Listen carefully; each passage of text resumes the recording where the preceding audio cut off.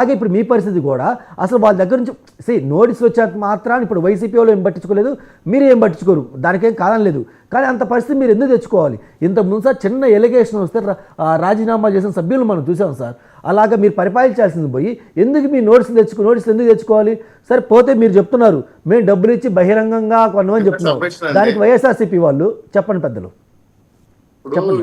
వచ్చి గెలిచిన వాళ్ళు డబ్బులు ఇచ్చిన వాళ్ళు వైఎస్ఆర్సీపీ వాళ్ళు.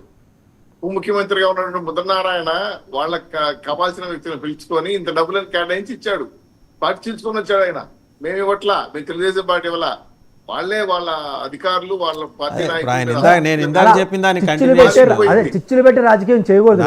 నాగార్జున గారు ఇందాక చెప్పిన దానికి కంటిన్యూషన్. ఎలా అయితే వాళ్ళ బస్సుల మీద వాళ్ళే రాళ్ళేసుకుని వాళ్ళ చొక్కలు వాళ్ళే చించుకొని వాళ్ళ డబ్బులు వాళ్ళే ఇచ్చుకున్నారు, అది కంక్లూషన్. అది అర్థం సార్. అయితే ఇందాక వైసీపీ పెద్దలు మాట్లాడుతున్నారు, వాళ్ళు టీడీపీ వాళ్ళు ఒప్పుకున్నారు కదా డబ్బులు పంచారు రాజకీయం సార్. సార్ ఫ్రాంక్గా ఒక్క మాట అడుగుతున్నాను సార్.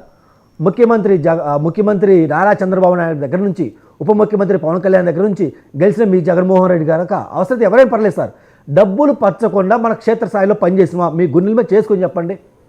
ఓట్లకి డబ్బులు ఇవ్వకుండా మనం గెలిచిన దాఖలాలు ఉన్నాయా చెప్పండి? వాళ్ళు ఏదో పెంచారంటున్నారు కదా, మీరు చెప్పండి సార్.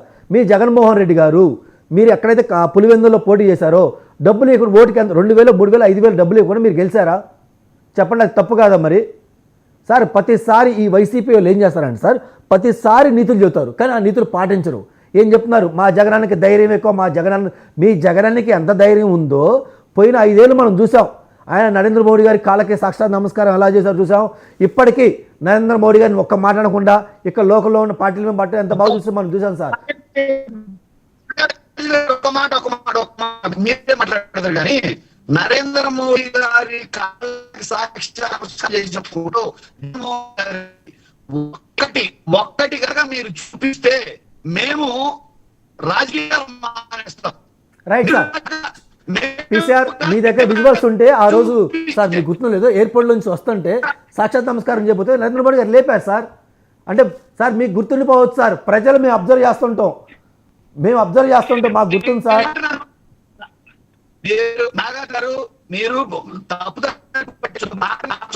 నేను క్లియర్ ఏం చెప్తున్నానంటే సాక్షాత్ నమస్కారం చేసిన ఫోటో ఒక్కటి చూపిస్తే వెంకటేశ్వర రెడ్డి గారు చిన్న సబ్మిషన్ అండి. మీరు ఐ థింక్ మూవింగ్ లో ఉన్నట్టున్నారు, ఎక్కడైనా స్టాటిక్ గా ఒక చోట వెహికల్ ఆపి మాట్లాడండి, సిగ్నల్ కట్ అవుతుంది. నేను మళ్ళీ మీ దగ్గరకు వస్తాను, ఒక చోట ఆపి మాట్లాడండి ప్లీజ్ దయచేసి. ఇంకొక చిన్న విషయం సార్, రైట్ అండి శివపార్తి గారు, లెట్ హిమ్ స్పీక్.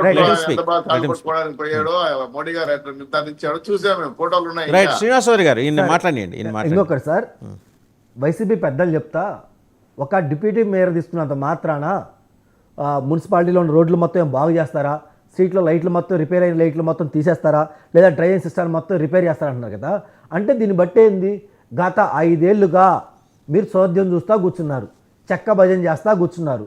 ఒక స్ట్రీట్ లైట్లు వేయలా, ఒక డ్రైనేజ్ మీరు బాగు చేయలా, ఒక రోడ్డు వేయలా. అంటే మీరేం చేశారయ్యా అంటే కలెక్షన్ చేసుకుంటా లేదా కంపెనీలు బెదిరించుకుంటా పక్కన శ్రీ సిటీలో ఉన్న వాటికి కమిషన్ వసూలు చేసుకుంటా కూర్చున్నారు.